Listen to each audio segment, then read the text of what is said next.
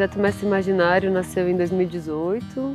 Foi um encontro entre minha pesquisa de trabalho final de graduação aqui na UNB com o meu encontro com o Guilherme e o Iago, que são grandes amigos lá de Planaltina, onde a gente propôs uma ideia de trabalhar com as crianças a cidade e o sonho dentro de metodologias de urbanismo participativo.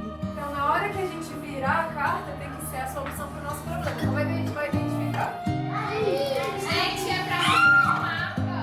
E a partir disso a gente desenvolveu oficinas lúdicas em que a gente, dentro de sala de aula, trazia a ideia para eles de criar um novo mundo, uma nova cidade, o que eles imaginariam que podia ser diferente, o que é melhor, o que é legal, e para que eles também pudessem identificar as coisas que precisam mudar na cidade deles. Então é trabalhar essas duas nuances, assim, do real e do sonho. E nessa edição, agora com recursos do Fundo de Apoio à Cultura, nós tivemos a possibilidade de contratar outras pessoas. Então nós tivemos alguns estudantes de artes cênicas da Universidade de Brasília que estiveram conosco como monitores, dando suporte às oficinas, desenvolvendo as atividades junto com as crianças. E isso deu mais condições do projeto experimentar as suas abordagens participativas, desenvolver as oficinas, as atividades com as crianças e, de alguma maneira, experimentar as propostas que vão estar agora condensadas em um livro que vai ser lançado pelo projeto.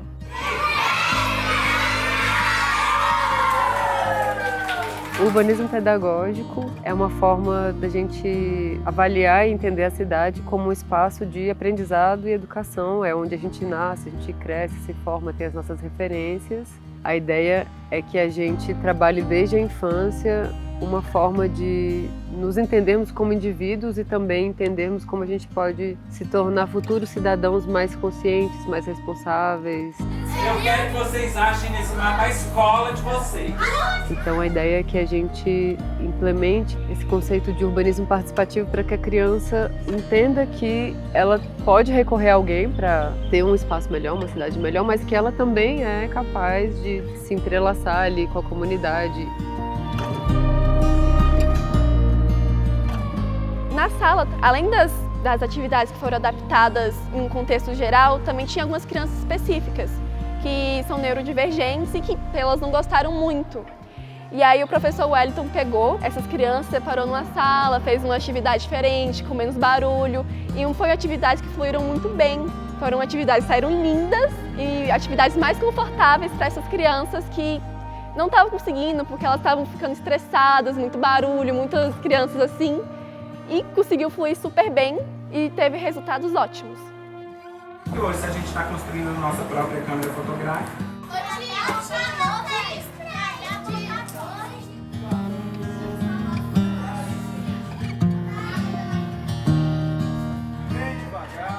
Por mais que a gente tenha tentado tomar esse cuidado ao escrever a oficina, quando a gente chega para aplicar a oficina é diferente, Por exemplo, eu me deparei com alunos que não eram alfabetizados e aí foi um outro desafio mudar no meio da oficina, enquanto estava acontecendo, mas aconteceu e foi bem legal e deu tudo certo no final das contas.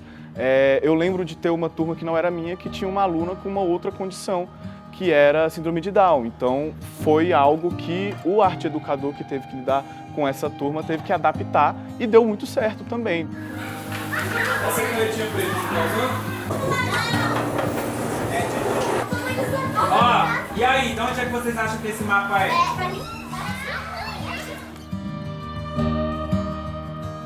No desenvolvimento das oficinas, a gente teve um cuidado de observar como que as crianças respondiam aos estímulos e às proposições das atividades e analisar para que faixa etária aquelas atividades eram mais adequadas. Então, assim, todas as atividades que estão no livro têm uma recomendação de faixa etária específica e essa recomendação foi baseada nas nossas percepções no desenvolvimento das oficinas, Então, todas as atividades foram testadas, experimentadas in loco com as crianças para que a gente pudesse fazer esse livro e a indicação da classificação indicativa das atividades de uma maneira mais assertiva.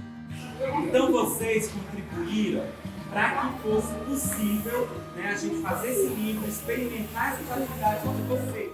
A nossa ideia, né, a ideia que a Natália trouxe, que eu somei, é tentar colocar o olhar das crianças para a cidade, né? Tentar colocar o olhar das crianças na construção da cidade, tentar entender como é que as crianças observam a cidade, como é que as crianças desejam a cidade, como que as crianças se relacionam na cidade. A gente pensa a cidade a partir de uma visão que é a visão do adulto, que é a visão do arquiteto, né? E muitas vezes a visão da criança, a participação da criança, o pensar uma cidade que seja uma cidade de qualidade para as crianças, fica em segundo plano. Como que as crianças se deslocam nesse território, o que que elas sentem falta, né? O que que elas precisam. Então é meio que uma visão do urbanismo como uma maneira das crianças desenvolverem a percepção sobre o espaço em que elas vivem, sobre o território, sobre elas mesmas e sobre o que elas desejam para esse território. Nossa, esse trabalho do mestre Ferreira ficou perfeito.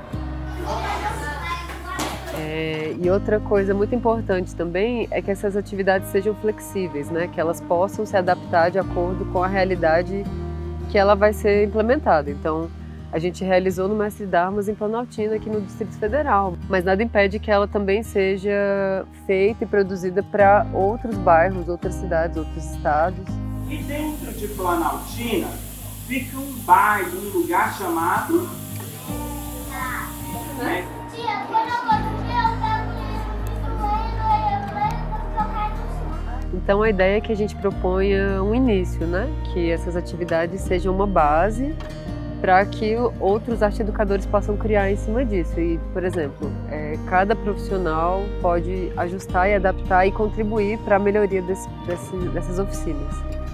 Eu, enquanto arquiteta, minha ideia é trazer os temas da cidade, da pedagogia urbana, mas quem está dentro de sala de aula sabe muito melhor como guiar e conduzir as crianças.